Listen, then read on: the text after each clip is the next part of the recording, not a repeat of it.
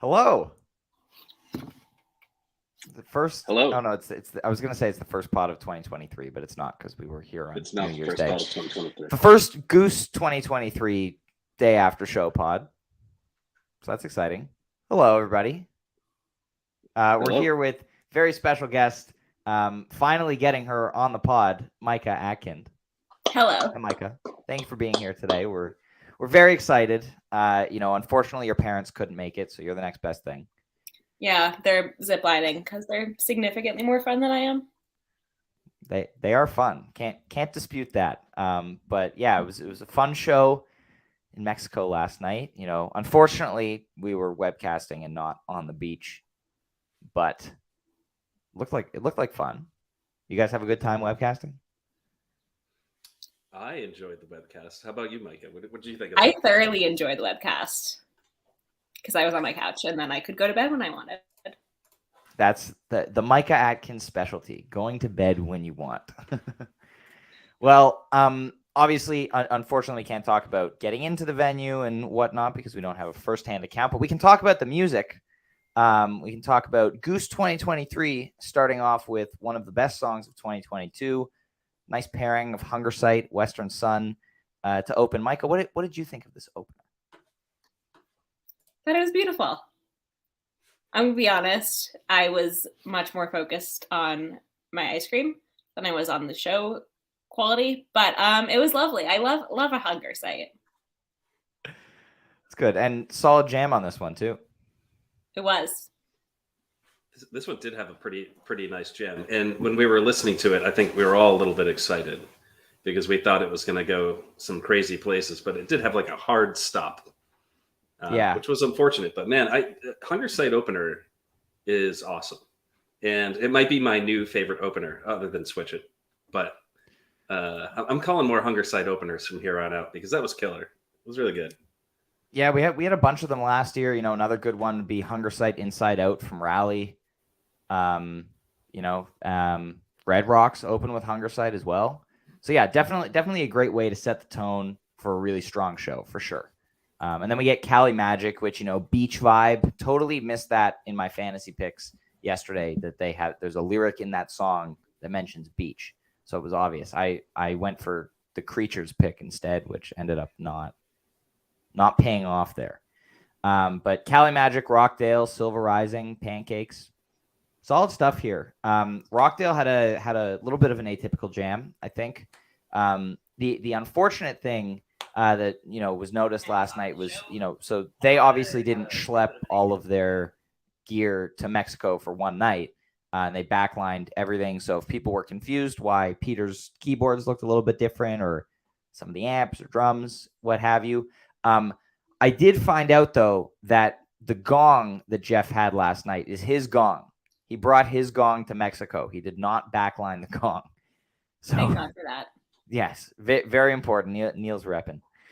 But yeah, Peter. So wait. I have a question Yes. here. Did you ask the obvious follow-up question when you were talking about this, which is, how the hell did you get a gong to Mexico? Like, this is like a carry-on. You just put it in the overhead bin or something? I was like, wow, oversized baggage. Like, I guess you put some stuff under the plane. Like, I assume they travel with their pedals and their guitars. Can you carry on a gong, Neil? I'm not the guy to ask that question because clearly like someone found a way. The proportions don't fit in an overhead bin. Yeah, I like maybe his mini gong would probably be fine, but the full size one, I think that's like a checked bag. I wonder if he has like a special travel case for the gong, probably, but like an airplane safe gong case. I mean, because this is actually like a pretty funny thing to dive into, because how many people on Earth travel with a gong? I can't imagine there are any people. Like, if something accidentally hits it when it's in cargo, and like that's gotta freak some people out. If you just like. Well, I mean, if it was like suspended from somewhere so the sound could ring, but I feel like if it's lying down and you hit it, it'll just be like a dull thump. This is amazing. It's nice to imagine though. Yeah, no, it's nice to imagine. Oh, we've got Gong Gang representative. Oh, Austin's here. Austin in the chat. It is an important question. We do know, Austin, if you have any intel on traveling with a gong, or tips for any fellow gang members who are interested in traveling with a gong, let us know. Yeah, we definitely need to dive into this. And nice to have Austin Gamby, CEO of Gong Gang LLC, here with us. So that's exciting. That's good. It is. So anyway, back to my original point before we went on our gong tangent. They backlined all their gear, which means Peter had a different clav. Unfortunately, not every clav has the same incredible tone that his does. He was still running a similar combination with an amp, I believe. So some of it was there, but it was missing a little bit of his bite, which was especially notable to me on Rockdale. But Rockdale was still great. Interesting jam for sure. And then, great peak. I think at this point they're playing some hits. They're easing in the playing in the sand crowd. This is another big gig for them where a large portion of the crowd isn't there to see Goose. But unlike a festival, where they could go see other bands, you're at the resort, right? So you're either going to sit in your room and not go to a show that night, or you're going to go see Goose, whether you're skeptical or not. And I feel like it's hard not to in that situation. Like, are you going to sit in your hotel room, or are you going to go see the show that you're, paying a lot of money to go see? Even I wouldn't just sit in my hotel room. That says a lot. Wow. That does say a lot. Micah is harder to get out of her hotel room than a lot of old deadheads. The funny thing is, had I gone to Mexico, it would have been hard to get me to the Dead and Company sets. But I don't know. That's unnecessary trash talk. That's neither here nor there. Yeah. But then we get Silver Rising. Obviously, looking back again, another obvious pick. Looking at that. Great song, Under the Moon. I don't know what kind of state the moon is in right now, whether it was visible or not last night. But great song. It was good. Just very, very festival set feeling, but in a good way. Yeah, I had a feeling this was coming. This kind of a set where they're just going to kind of reel off all of the hits.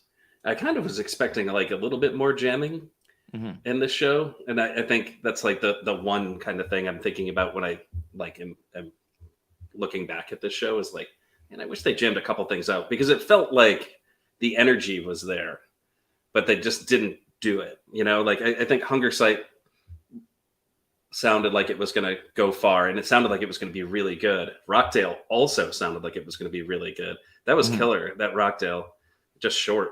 I don't know what like timings are and stuff, because I haven't gone back and listened to it on Nugs, but that's what I was thinking about last night. And then, Silver Rising, should have seen that one coming. I mean, they're gonna do the hits for that crowd, and they certainly did. Bangers only. Rockdale could have gone on longer. I would not have been mad. Ooh, okay. I always forget whether you really like long jams or not. It depends. That's fair. And then we get Pancakes. Awesome. And then last song before the big sit-in, we get Pancakes, which always fantastic. We're getting into this kind of formula for like a shorter Pancakes jam, this like very aggressive piano jam from Peter. But this was great. Again, nice and short, nice and concise, and they hit a great peak and great transition back into the end of the song, but short.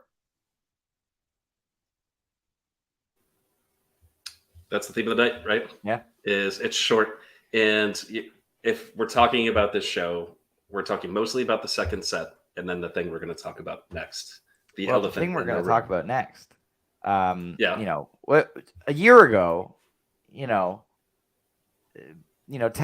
tell us, like, okay, a year from now, Goose will have played an entire tour with Trey, and also, Bobby's going to sit in. Wouldn't believe it. I mean, I figured they were a couple of years away from it, maybe, or that it's just crazy to think about. But playing with Bobby last night, they were all clearly so excited and happy to be sharing the stage with him. Really, really cool. I'm hoping, we see some more collaborations over the next 2 nights with Dead & Co., which would be really cool. At drums, at the very least, maybe. I'm not saying that like because I already asked I you know the other day. nothing. And you I said literally you know don't nothing. Yeah. Micah finds out at the same time we do. Yeah. But it was great. It was funny that Peter, invited Bobby on stage and then promptly left. For yeah. I was surprised to see him walk off stage. Like I didn't think it was going to be like a duet thing. I kind of assumed Peter would stay and play some guitar as well, which he didn't do at all last night. Yeah, yeah, that's crazy. Well, maybe there's a reason for that. Actually, maybe his guitar didn't make it, or something happened in transit. That's actually a good question. It was on stage. He used it in like at the beginning of Tomorrow Never Knows, I think, and that was the only time he picked up the guitar all night, which was so interesting to me because Two Guitar Goose is such an incredible highlight of the band, and also again fans of a band like the Dead, which is much more guitar centric than keyboard centric. But it's an interesting choice for him. But Peggy O was really nice. Rick and Bobby trading vocals and nice solo. Really nice. Really enjoyed that. Yeah, this sit-in is actually really interesting to think about because Goose does play Grateful Dead songs, and they have always played Grateful Dead songs. And yeah, I mean, you have to assume they were really stoked about this one. I don't know how many more opportunities there are for these guys or anyone for that matter, to sit in with Bobby or anybody from the Grateful Dead. So this one is pretty cool. And I'm stoked about the song that they chose too, because Peggy O is just amazing. And Rick does such an amazing job with that song always. Mm-hmm. I mean, first one since February. First Peggy O since February? Yeah. Really? Has it been that long? He's done it with Arabelo, but the last time they played it was Louisville. Wow. There you go. You got the facts. But yeah, man, you know how I feel about Rick singing Jerry songs. It's just so good and killer. And I'm glad that they chose to do that one. Yeah, I need to go back and listen to that because I didn't pick that up on the stream, but it seemed like the crowd was I do remember the crowd being incredibly loud when Bobby came out.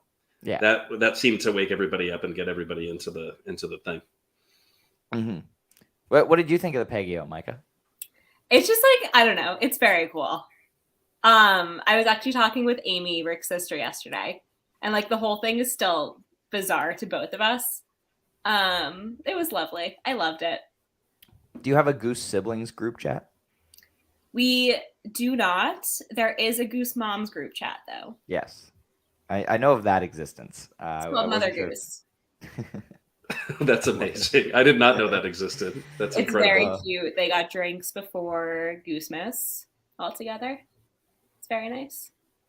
Has Brian been pulled into the Rich and June group chat yet? Does this exist yet? He is not. I know the adoption is coming. Well, I've been told when messaging with Rich, if certain terms of endearment are used, it's actually June.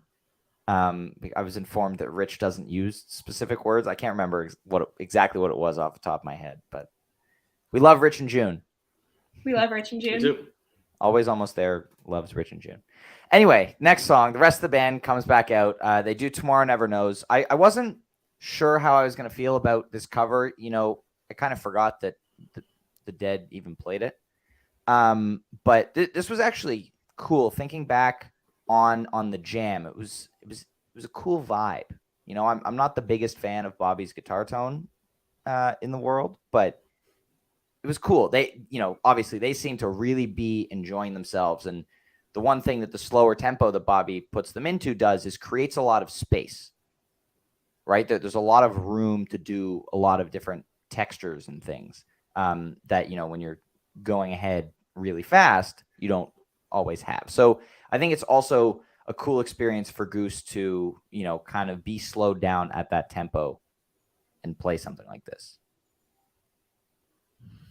This is the one they do with everybody, I guess, right? So like every big sit-in, like I don't know who's coming next, like what the next big sit-in is, but they're going to play Tomorrow Never Knows. They're going to play Tomorrow Never Knows. Like that's the one that they do. When they get Justin Vernon on stage, finally, they're going to be doing Tomorrow Never Knows, or maybe like, I don't know, Jim James or something. Let's hope both of those things happen in 2023. How about that? Manifest. Yeah, let's do it. But yeah, this one was rough. I'm going to be honest. It sounded pretty rough. This was not rehearsed with Bobby. So there was like Goose doing the song just how they know how to do it, and then there was just Bobby, like, and like who knows what he was hearing, what he was doing. But well, they did it. They did it differently than they usually do it. You know, like coming out of Yeti when they'll do that, they don't do it at this slow of a tempo, right? So they did change the arrangement a little bit. Yeah, I guess my point is that I think it just, there was Goose playing and then there was Bobby playing, and it definitely felt two very distinct things. But you know, I mean, it was good, it was cool, but it wasn't. It was so sweet. I loved it. That's good. That's great. And then hard to handle to close the set. This was a really interesting choice. You know, instead of doing another Dead tune or a Goose tune, they did another cover, which I am all for Goose playing this song more, because after hearing Rick do it with Phil and Friends in October, I was like sold on Rick singing this song. Like he kills it. This was not as good as that Phil and Friends version. I don't think it was still fun. You know, again, they're very clearly having the time of their lives up there playing, you know, with Bobby, which is incredible. Absolutely incredible. But I do wish they had done another Dead song, you know, at least at some point in the show, even without Bobby. But it was fun. This was a 413 show bust out for Goose. Last played July 14th, 2017. So the first time that they've played it with Peter and the band. And Jeff. That's I don't know. I don't know if you can call covers a bust out. We were talking about this last night, but that is a long time to go without playing. They haven't played in 413 shows.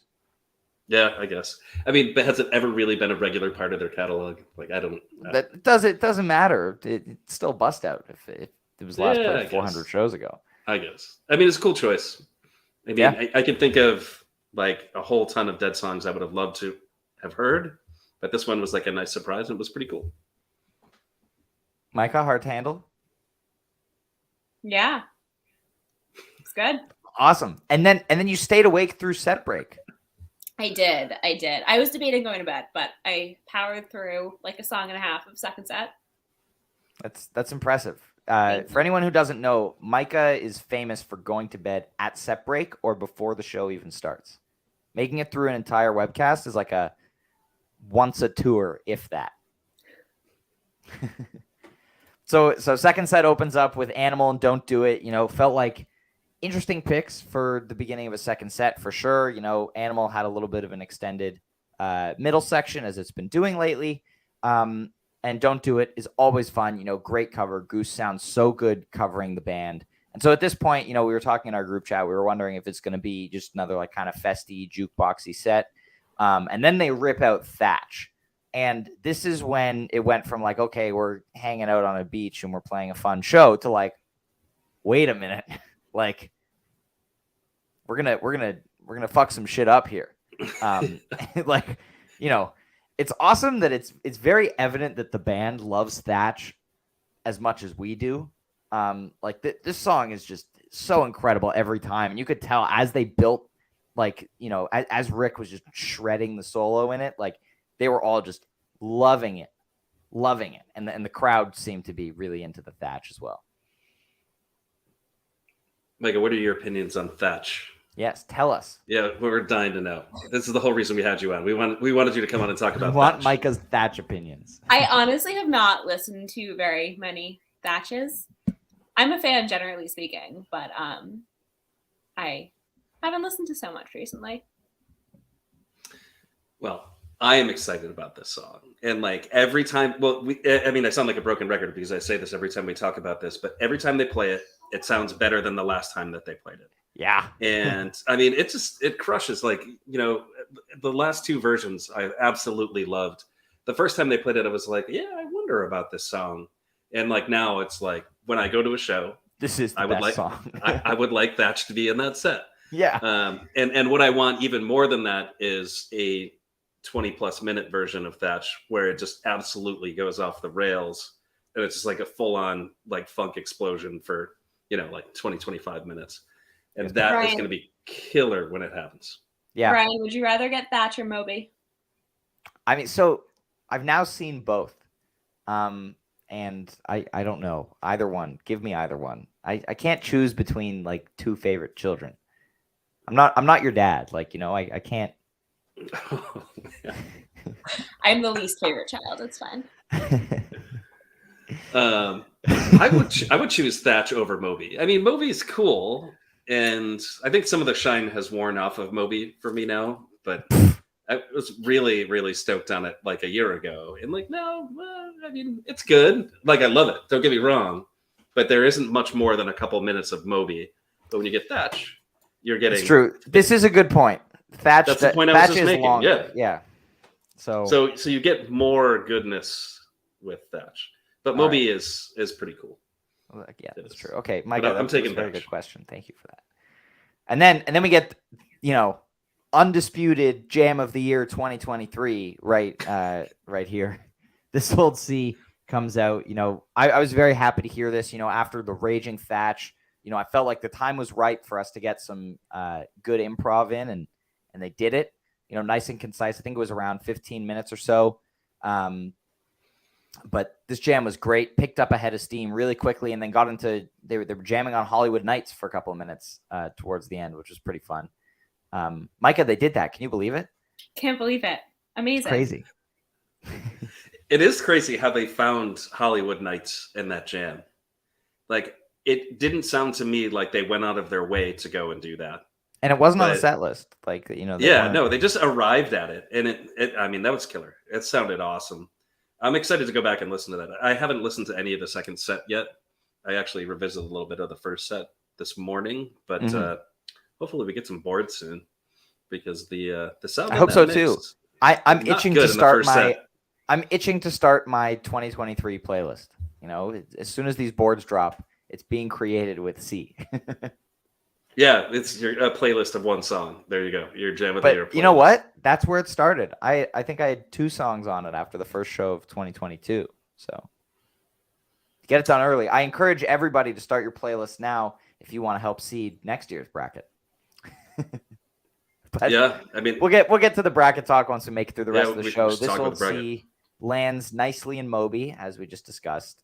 Great. Peter took this one on piano instead of electric piano. Which was interesting. I was hoping he would take it on electric piano so I could hear it on, Rhodes instead of his usual vintage vibe. Slight difference in the sound, if anybody was wondering. And then we get a nice, fun, hot tea to close the set. There was Tumble and Arcadia on the written set list. Sad we didn't get those. But they would have been killer. Nice Trevor bass solo. They would have been awesome, both of those. But like, if you didn't see Hot Tea coming at this show, like, you're saying it wasn't written on the set list? It was not on the set list. How are they not playing Hot Tea at this show? Like, I thought for sure it was coming, and here it is, closing the second set, which is, it's a fun second set closer in the type of show that they're playing in Mexico. For people who aren't familiar with the band, I do see everything coming. No, I don't. I don't at all. But you did well in fantasy. I did okay. Then the El-Meg Encore was nice. They're playing this song a lot these days. This and Factory Fiction have really gotten a lot of play, in the last year or so. Like, they've now played it 3 times, since November, which is crazy to think about. Factory Fiction too has also gotten a ton of play. So it's interesting to look at these songs that were kind of lauded as like rarities and special occasion songs for a long time getting heavier rotation. But this jam, again, short, only like 12 minutes or so. Had a nice couple of minutes of a synthy jam from Peter here. Kind of enjoyed it. It's cool. Nice way to close. I don't really remember much of the jam. I was on probably like my 5th Jeb with lime at this point. Ice cold Jeb. But but definitely was drinking some tequila last night watching the show. I'm kidding. No, this was really cool. And he's not, for the record, he's not kidding about the tequila. No, there was tequila last night. Yeah. No doubt. Okay. Well, I mean, you had to, right? Like you're celebrating Goose playing in Mexico. Like you have to have some tequila. With a jeb. Jeb, right. Yeah. So for those of you not on Twitter, yeah. A jeb is a glass filled moderately high with tequila and then topped off with club soda. That's it. That's a jeb. And then if you add grapefruit soda, that is not a Paloma. That is a grapefruit jeb. Yep. And those are the two cocktails. Yes. Yes. So, Micah, are you a fan of a jeb? I am a fan. I haven't been doing tequila much lately. Happens. It's a shame. Happens to the best of us. But anyway, that's the show from last night. Couple items of housekeeping for those of you who are not aware. It's bracket season. And if you're not aware, that probably means that you're not following us on social media because we have been posting incessantly about it for a little while. You don't have to do it. I was just about to ask, Micah, have you filled out your bracket? Okay, before we get there, we have a question from the chat. Micah, what's your go-to cocktail? What's my go-to cocktail? I like when I'm out, I usually just do like vodka soda, splash of lime. But I like fun, like fruity sorts of situations. Had one a little while ago at an Israeli restaurant in Manhattan that had grapefruit and arak and lime. It was delicious. One of the best drinks I've ever had. I love it. What is arak? Arak is a liquor that's like licoricey, which I'm not a licorice fan, but it like the tiny bit tasted perfect in the drink. To go on the Upper West Side if anyone's interested. Interesting.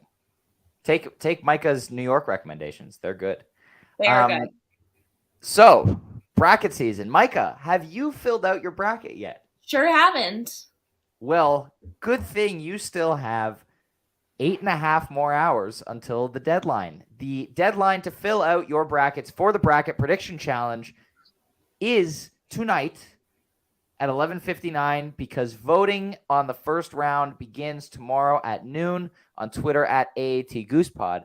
And I am going to take this opportunity to announce our very exciting prizes for the Bracket Prediction Challenge. Micah, this may incentivize you to fill one out. I don't know. So third place for the Bracket Prediction Challenge will get an official Goose pin. Yes, an official Goose pin, one of the many pins that they have created over the last few years. An official Goose pin plus some assorted Jive Goose slaps, of which there are many lovely ones. Second place will receive an Always Almost There t-shirt and a Goose pin. Ooh. And first place, the grand prize winner, Neil, in addition to the pin, would you like to explain what the grand prize is going to be? Well, see, like, I don't want to talk about it in words before, like, unveiling it, you know? That's fair. Because, like, I feel like it might downplay, but... Okay, so should we just let's talk about it generally. Yes, talk about it generally. So, for the first year ever, and I think this is a thing that we're going to do going forward. 100%. There is going to be an Always Almost There Goose Podcast Bracket Challenge Championship Trophy. And... It's unlike anything you've ever seen. It's unlike anything you've ever seen. It's fucking awesome. Like, let's just get it out there. But I'm not ready to show it to everybody just yet because it is being constructed by the finest craftsmen in all of the trophy building universe. But wait till you see this thing. Everybody's going to love it. It's going to be absolutely spectacular. It is not a glizzy. That is a question. It's gonna blow your mind. So look for an announcement about that later in the tournament. But if you want to win that very highly lauded prize, Micah, I don't have room for anything else in my apartment. What if Michael wins it? So that is the other question. It's going into storage at his parents. Has he filled out his bracket yet? Actually, this is an important question. I think he has. Michael's very diligent about things. At least one of you. I haven't filled mine out yet. I am not very diligent. But you have things. until 11:59 tonight. You got plenty of time. Get in the running for a very special He's diligent trophy. about his bracket. I'm diligent about cleaning the apartment. So there we go. Everyone has their strengths. His happened to be more useful. But yes, so voting begins tomorrow. We are very, very excited. We're very, very excited about this bracket. You know, we've been working hard. You guys have been working hard filling out your brackets. A lot of very tough matchups. And we're excited to see how it all plays out over the next couple of months. If anyone wasn't aware, it will be ending just in time for the cap run in March. So this should tide you over 2 jams a day for the next little while. It's gonna be 4 fun. 4 jams a day. 4 jams a day for the first round. Yes, that's true. We will be doing 2 matchups. First 16 days. Yes, the first 16 You're gonna days. get and we will 4 jams. We look for a couple of lives, always almost there lives happening in between now and the end of the bracket. We'll be doing some mid-bracket commentary talking about the results. Ooh. We get excited. Micah, thank you so much for being on today. Thanks for having me, guys. Finally. Yes. Can't wait to have you back. We finally did it. We finally did it. We've been talking about this for so long. I don't think we talked about this on the pod, but we were talking about it beforehand. This is something we've talked about for a really long time. And in fact, we've been talking about it so much that we were like, when we have Mike on, it's got to be a really special episode. Like we were talking about, like, let's just do shots of tequila for the whole episode. Yeah. But like, thankfully, to make this episode special, Goose went out of their way to find a special guest like Bob Weir to be on. And like, here we are. So we have this like really special episode with Micah. We finally did it. We're going to do it again, hopefully. Yes. Schedule. Well, we are going to do it again soon. We are going to do it again. For anyone who really likes to know news well in advance about special guests for our spring tour day after show, Micah and Michael will be making an appearance for one of the nights of Philly, TBD. So yeah, hey, well, now that we have, this is going to be one of our last podcasts for a while. We should talk about this. But yes, we should. If you are going to these shows, any show, and you want to be on. Yeah. Always almost there to talk about the show. Just reach out. Yeah. And we'll have you on. DM. Yeah. 100%. We want anybody and everybody. Let us know if you're going to a show, if you want to be on. It's the day after at 3:00 Eastern. We talk for a little while. It's fun. Micah, is it fun? Can you endorse the fact that it's fun? It's a great time. It's a great time. No, I'm having fun. I am. Micah's very fun. You know, and we look forward to having Rich and June on the podcast at some point. You guys they're going to be way better than I am. Got to work on that. Well, we'll get there. Maybe after Boston. That's just like dream guests right there. Rich and June. That's like up there. You know, there's like a few that I'd be really excited about. They're probably the most excited. I would. Yeah. We'll just get the whole family. Yes, please. Fine. Twist my arm. All right. Atkin Family, Always Almost There podcast coming soon. Thank you, everybody, for tuning in today. See you in a few weeks. Enjoy the bracket.